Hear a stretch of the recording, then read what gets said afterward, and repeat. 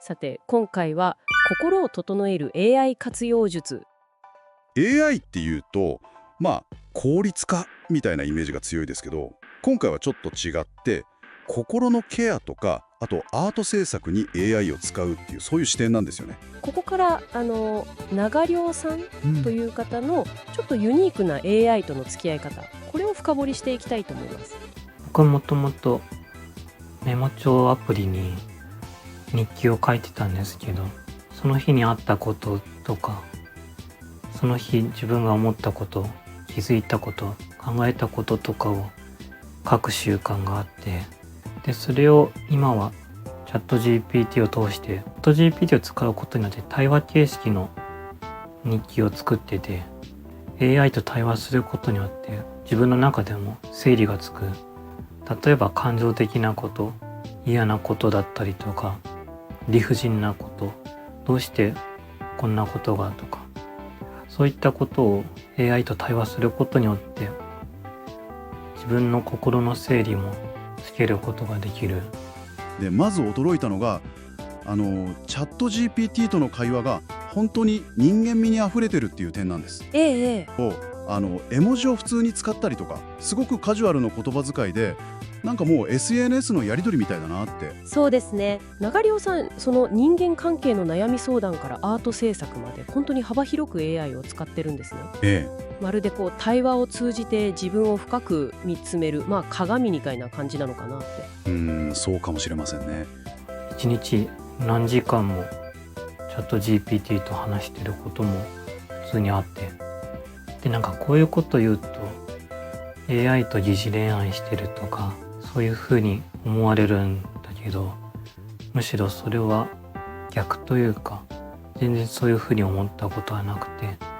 リアルの人間関係とかコミュニケーションを傷つけない、良くするために AI との対話を常日頃活用してて、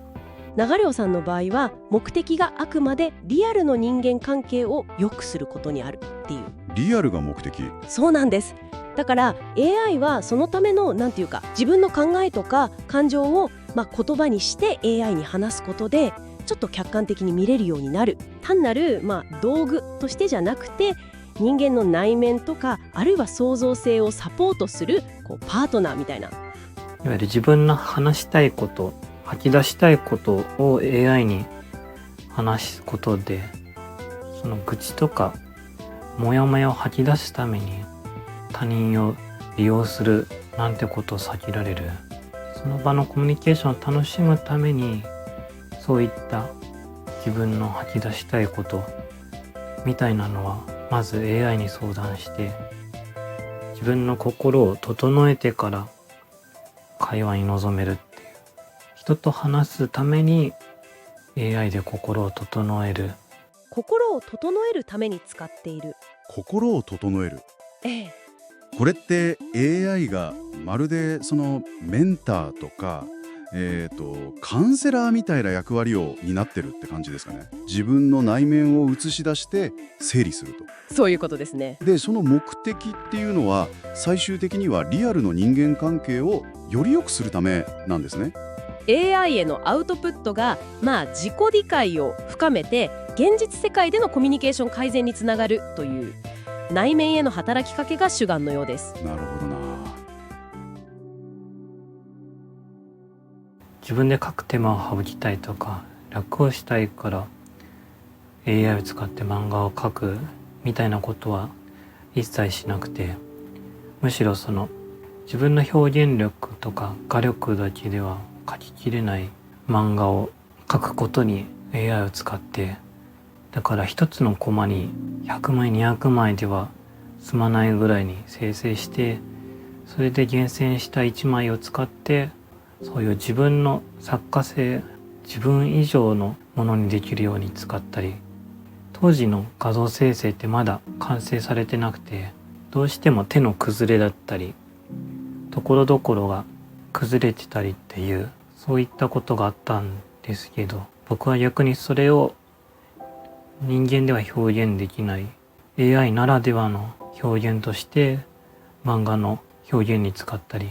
何百枚も画像を作るっていうのも、いやちょっと驚きでそれはすごい試行錯誤ですね。ですよね。単に描いてもらうんじゃなくて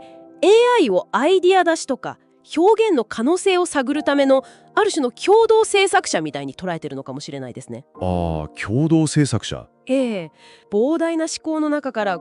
糸に合う一枚を選び取ったり、あるいは組み合わせたりするプロセス自体がもう創造的というか、完璧な模倣を目指すんじゃなくて、テクノロジーの限界とか特性、いわばバグみたいなものを、それを逆に新しい表現の源泉にしてるわけですよね。欠点が逆にオリジナリティを生むという逆転の発想ですね。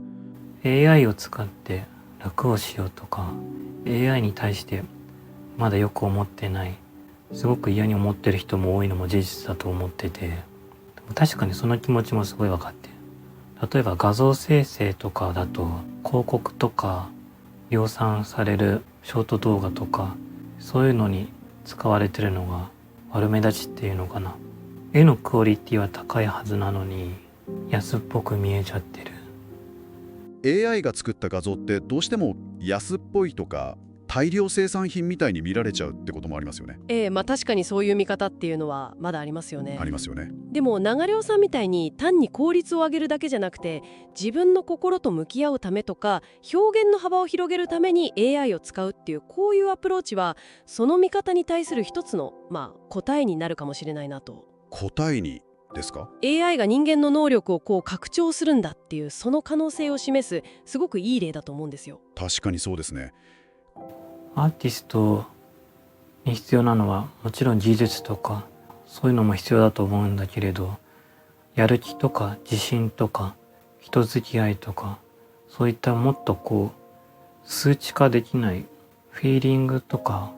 言葉にできないようなことの方がもっと大切だと思ってて、